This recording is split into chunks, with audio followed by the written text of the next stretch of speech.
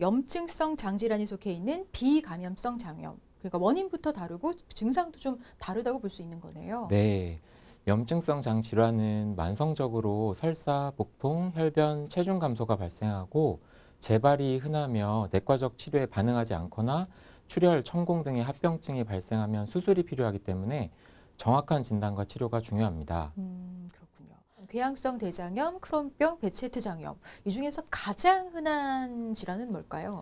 네, 우리나라의 경우 궤양성 대장염이 크론병보다 약 두세 배 많지만 아, 네. 최근 들어 크론병이 빠른 속도로 증가하는 경향을 보이고 있습니다. 음, 반면 베체장염은 우리나라에 매우 드문 편입니다. 그럼 최근에 크론병 환자가 급속하게 늘고 있는 이유는 뭘까요, 선생님? 네, 특히 연령별 환자 수를 보면 10대에서 30대까지의 환자가 가장 급격한 증가율을 보이고 있으며 아, 네. 특히 20대 환자 증가율이 가장 높습니다. 이로 미루어 볼 때 서구화된 식습관이나 스트레스가 주 원인으로 분석되고 있습니다. 그러니까 아무래도 식습관과의 연관성 무시할 수 없으니까 꼭 기억해 두시기 바랍니다. 자, 이어서 염증성 장질환으로 인해 나타나는 증상 살펴볼 텐데요. 먼저 대표적 질환, 이 궤양성 대장염의 증상부터 알아볼까요? 네. 궤양성 대장염은 직장에서 대장의 근입으로 이어지는 대장 점막의 염증을 특징으로 하며 점액이 섞인 혈변이 나오고 설사가 수회에서 수십 회에 이르는 경우도 있으며 심한 경우에는 발열을 동반하기도 합니다. 그러면 이제 바이러스나 세균에 의한 급성 장염과 비교해 봤을 때 네. 증상 면에서 어떤 차이가 있을까요? 네. 궤양성 대장염, 크론병, 베체장염에 따라 증상은 조금씩 다르지만 주로 설사, 복통, 식욕 감소, 혈변이 나타나며 음, 갑작스러운 체중 감소를 경험하게 됩니다. 어, 세균 또는 바이러스에 의해 유발되는 장염은 일시적 염증이고 대부분 원인이 분명하고 음. 특이 치료 약제로 바로 치료가 가능하지만 염증성 장질환은 이러한 증상이 6개월 이상 아. 지속되는 것이 특징입니다. 결국 치료에도 반응하지 않으며 수개월간 장염 증상이 있다면 염증성 장질환을 의심해 봐야 합니다. 네, 그러니까 증상이 오래 이어진다면 한번 의심해 네, 봐야겠네요. 네. 그렇습니다. 자, 그리고 최근 우리나라에서 환자가 급증하고 있다는 크론병 같은 경우는 증상이 어떻게 나타날까요? 네, 크론병은 구강에서 항문까지 위장관 전체에서 발생할 수 있으며 어, 대개 복통, 설사, 전신 무력감을 호소하고 체중 감소나 항문 통증을 호소하기도 합니다. 심한 음, 경우에는 장관 협착, 천공, 항문 농양, 항문 누공 등으로 인해 삶의 질이 저하되고 경우에 따라서 반복적인 수술이 필요하기도 합니다. 음. 자, 그럼 그 뭐 자세한 치료법은 잠시 후에 알아보기로 하고요. 증상 얘기를 좀 더 나눠볼게요.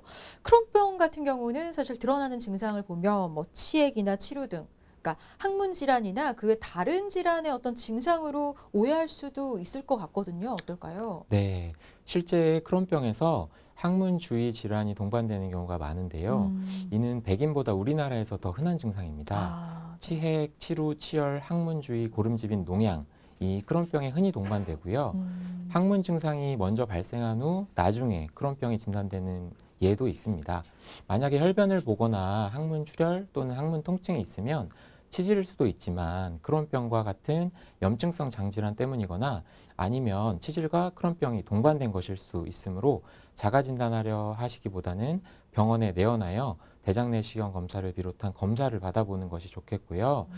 만일 처음 항문 질환이 발생해서 쭉 검사했는데 크론병이 없는 것으로 확인이 되었더라도 만성적으로 특히 젊은 나이에 항문 질환이 여러 번 재발한다면 다시금 검사를 받아보는 것이 좋습니다. 그렇군요. 자, 그럼 계속해서 염증성 장질환 진단법 알아보도록 하겠습니다. 염증성 장질환 어떤 소견과 기준으로 좀 진단을 내리게 될까요? 네, 염증성 장질환을 정확히 진단하는 한 가지 진단 방법은 없습니다. 음, 염증성 장질환의 진단은 임상 증상, 내시경 및 조직 병리 소견, 혈액 검사 소견, 영상의학 검사 소견을 종합하여 이루어집니다. 아, 하지만 급성 감염성 장염, 장결핵 또는 과민성 장증후군과 감별이 어려운 경우가 있습니다. 그럼 그때 감별을 하기 위해서는 어떤 검사가 필요할까요? 네, 가장 기본적인 검사는 대장 내시경 검사입니다. 네. 대장 내시경은 다른 장 질환과의 감별, 병변 부위의 평가, 중증도 평가, 치료에 대한 반응 평가, 합병증 및 염증성 장 질환 환자에서 발병 위험이 증가하는 대장암의 조기 진단 위하여 도움이 됩니다. 그 외 혈액, 혈청 검사 및 대변 검사, 그리고 CT, MRI, 소장 조영술과 같은 영상의학 검사, 캡슐 내시경이나 풍선 보조 소장 내시경이 진단에 도움을 줄 수 있습니다. 하지만 이러한 검사를 통해서도 진단이 1년 이상 걸리는 경우가 있을 만큼 간별 진단이 어려운 경우도 있습니다. 그렇군요. 자, 그렇다면 일단 가장 기본적으로 이루어지는 검사는 대장 내시경 검사라는 건데요. 그럼 내시경 검사를 통해서 대부분의 질환을 좀 진단해낼 수 있는 건가요? 주요 진단 방법으로 검사 시행과 동시에 조직 검사를 바로 진행할 수 있어 아주 중요한 검사 방법입니다. 네. 그러나 심한 궤양성 대장염일 경우는 천공 가능성이 있으므로 금기인 경우도 있어서 일반적으로 심한 염증성 장질환이 강력히 의심될 때에는 CT를 먼저 시행 후 진행하는 것이 보다 안전하겠습니다. 그렇군요. 자, 그럼 계속해서 발생할 수 있는 합병증 살펴보겠습니다. 궤양성 대장염, 크론병 같은 이런 염증성 장질환을 치료하지 않고 그냥 오래 놔둔다. 어떤 문제가 생길 수 있을까요? 네, 염증성 장질환, 특히 크론병은 장의 손상이 지속적으로 진행되는 질병입니다. 염증성 장 질환을 제대로 치료하지 않아서 염증이 지속되면 장이 좁아지거나 터지는 합병증, 대량출혈, 대장암과 소장암의 위험이 증가됩니다. 항문 질환이 동반된 크론병은 항문이 좁아지고 기능이 저하되는 문제도 발생합니다. 반복적 장 절제 수술로 단장 증후군이 발생하는 경우도 있습니다. 염증성 장 질환에서 장의 손상이 진행되면 이는 비가역적이기 때문에 비가역적인 장 손상이 생긴 환자에서는 효능이 우수한 약제를 사용해도 약제가 잘 듣지 않습니다. 따라서 요즘은 염증성 장질환 진단 초기 단계, 즉 장 손상이 진행되지 않은 상태에서 염증을 강력히 억제하는 치료가 강조되고 있습니다. 그렇군요. 그런데 이 염증성 장 질환 같은 경우는 장이나 항문 등의 이렇게 주변 기관 외에 다른 곳에도 좀 영향을 미칠 수 있다라고 하던데 맞습니까, 선생님? 네, 염증성 장 질환은 장에만 염증이 일어나는 것으로 생각하기 쉬우나 실제로는 장 이외에 전신의 병을 일으킬 수 있으며 이를 염증성 장 질환의 합병증의 일종으로 장외 증상이라 부릅니다.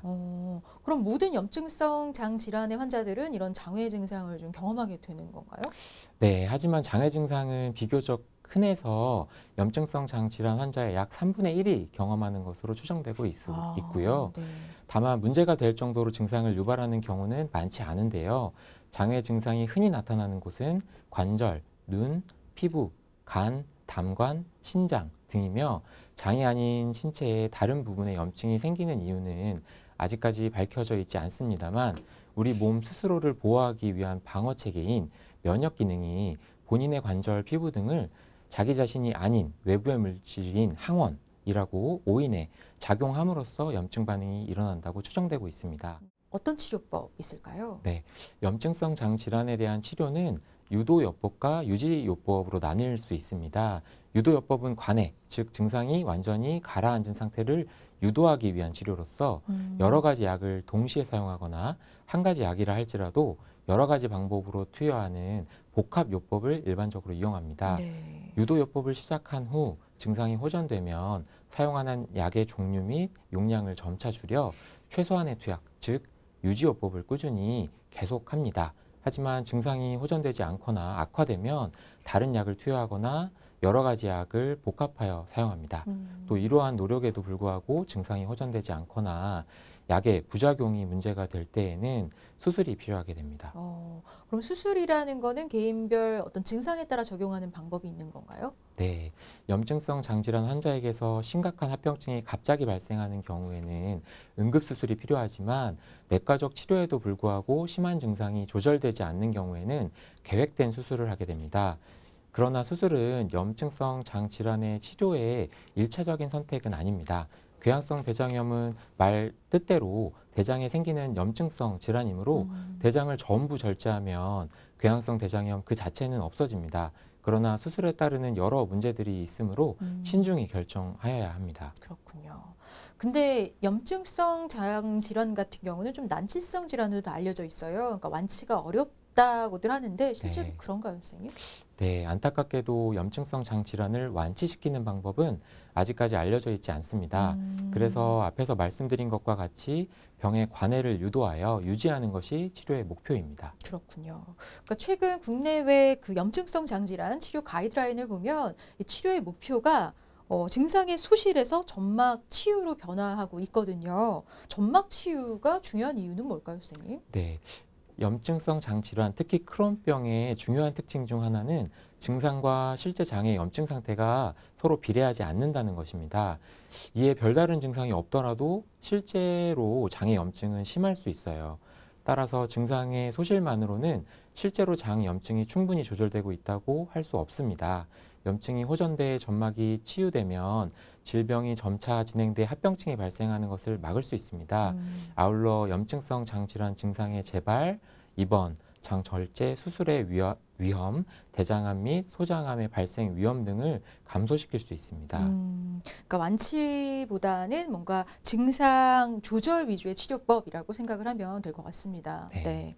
자, 근데 식습관 등과의 연관성도 있는 만큼 평소 좀 잘 관리하는 거 중요할 것 같은데 관리법 있을까요? 네, 염증성 장질환은 완치가 불가능하기 때문에 환자 본인이 알고 있는 병에 대하여 절망하거나 반대로 병을 무시하는 경우가 있는데 그것은 옳은 태도가 아닙니다. 네. 늘 어느 정도의 관심을 가지고 스스로의 생활과 증상을 살펴보아야 하지만 너무 집착하여 병에 얽매이지는 말아야 합니다. 특히 증상, 음식, 약, 부작용 등을 기록하는 습관을 가지는 것이 좋습니다. 어, 또한 악화하는 사례 중 상당수는 감기 등의 바이러스 감염과 연관되므로 감기에 걸리지 않도록 주의하여야 하고 감기약 또는 진통제로 흔히 쓰이는 비스테로이드성 소염제 또한 증상 악화의 중요한 요인이므로 가능하면 주치의와 상의하여 처방받는 것이 안전합니다. 그렇군요. 자, 그렇다면 염증성 장 질환에 좀 권장되는 그런 식이요법 같은 게 있을까요, 선생님? 모두에게 적용되는 절대적인 지침은 없습니다. 환자마다 증상을 유발하는 음식과 장염의 활성도에 따라 자신에게 맞는 식습관을 찾는 것이 필요합니다. 크론병 환자들은 영양분 흡수에 중요한 소장에도 병변을 만드는 경우가 있어 영양 결핍이 상대적으로 흔해 균형 잡힌 식단으로 칼로리와 영양소를 적절히 공급하는 것이 중요합니다. 고칼로리인 꿀을 자주 섭취하면 좋고 증상이 있을 때는 너무 맵거나 자극적인 음식, 카페인, 술 등을 피해야 하고요. 우유를 마시면 설사를 잘하는 즉 유당불내증이 있는 경우엔 유제품 섭취도 증상을 악화시킬 수 있습니다.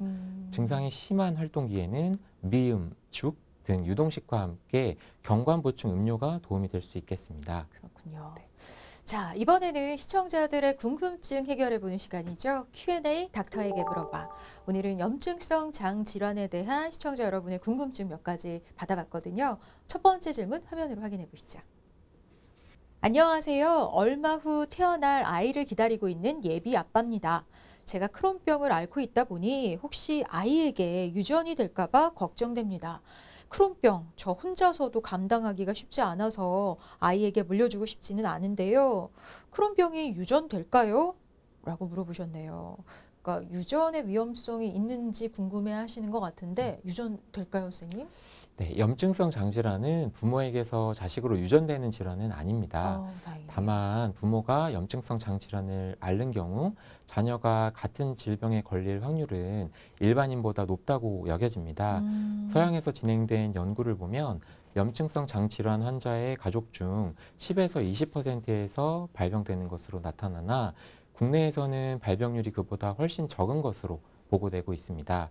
또한 모계 또는 부계 등 특정 관계에 의해 발병 확률이 변화되는 지위의 여부도 알려져 있지 않았습니다. 그렇군요. 그렇다면 염증성 장 질환은 어떤 유전적인 질환으로 보기보다는 같은 식습관, 생활 습관을 가진 가족 내에서 다소 발병률이 높아지는 그러니까 가족성 질환 정도로 보면 될까요, 선생님? 네, 쌍둥이 대상 연구에서 쌍둥이 둘 모두 같은 종류의 염증성 장질환으로 진단되는 경우가 크론병은 50%, 궤양성 대장염은 19%나 되고 부모 및 형제 자매에서 염증성 장질환이 있는 경우 일반 인구 대비 3배에서 20배 정도 높은 유병률을 고려하면 유전적인 요인이 분명히 있는 질환이지만 유전적 요인이 있다고 모두 발병하는 것이 아닌 정도로 이해하시는 것이 좋을 것 같습니다. 네. 또한 유전적 소인이 없는 사람에서도 식습관과 생활습관 혹은 특정 약제 및 감염 등에 의해서 염증성 장질환이 생길 수 있다고 알려져 있습니다. 사람이 특정 유발 원인에 노출이 되면서 우리 몸의 면역 기능이 정상 장 점막을 외부 물질로 인지하고 공격을 하게 되면서 염증을 유발하게 되는 질환입니다. 자, 그럼 계속해서 Q&A 닥터에게 물어봐 다음 질문 이어가 보겠습니다. 얼마 전 병원에서 내시경을 통해 궤양성 대장염 진단을 받았습니다. 궤양성 대장염은 치료가 까다롭고 평생을 안고 가야 하는 위중한 병인 걸로 알고 있습니다. 현재 저는 임신을 계획 중인데요. 이런 염증성 장질환이 있을 때 임신해도 괜찮은 건지 궁금합니다. 자, 궤양성 대장염 진단받은 환자분이신데 아무래도 네. 임신 계획을 하시다 보니까 좀 마음이 걸리시는 것 같아요. 네. 괜찮을까요, 선생님? 염증성 장질환의 종류와 상태에 따라 차이가 있을 수 있습니다. 궤양성 대장염인 경우에는 건강한 일반 사람처럼 임신이 가능합니다. 그러나 크론병이나 배쳇병인 경우에는 증상으로 나타나는 빈혈, 발열, 누공 등의 영향으로 일시적으로 임신이 어려울 수 있습니다. 따라서 증상이 호전된 후 또는 적극적인 치료를 우선으로 한 뒤에 임신을 계획하시는 것이 좋겠습니다. 그렇군요. 그럼 임신 중에도 염증성 장질환이 발병할 수도 있을까요? 네, 임신 중에 발병한 궤양성 대장염은 많이 보고되어 있습니다. 그러나 최근의 연구에 의하면 임신 중에 발병한 궤양성 대장염이 그렇지 않은 경우에 비하여 더 나쁘지 않다고 합니다. 크론병도 임신 중에 발병할 수 있습니다. 두 가지 질병 모두 산욕기에도 발생할 수 있지만 이런 예는 매우 드물다고 알려져 있습니다. 그렇군요. 자, Q&A 닥터에게 물어봐 다음 질문도 확인해 보시죠. 작년에 크론병 진단을 받고 주사, 약 치료를 받고 있습니다. 변비 때문에 변비약을 먹으려고 하는데 크론병 약과 변비약을 같이 먹어도 되나요? 라고 물어보셨네요. 변비약과 크론병 약 같이 복용해도 될까요, 선생님? 네, 일반적인 변비약은 권하지 않습니다. 꼭 필요하다면 자극이 덜한 성분의 약으로 처방을 받아 복용하는 경우도 있습니다.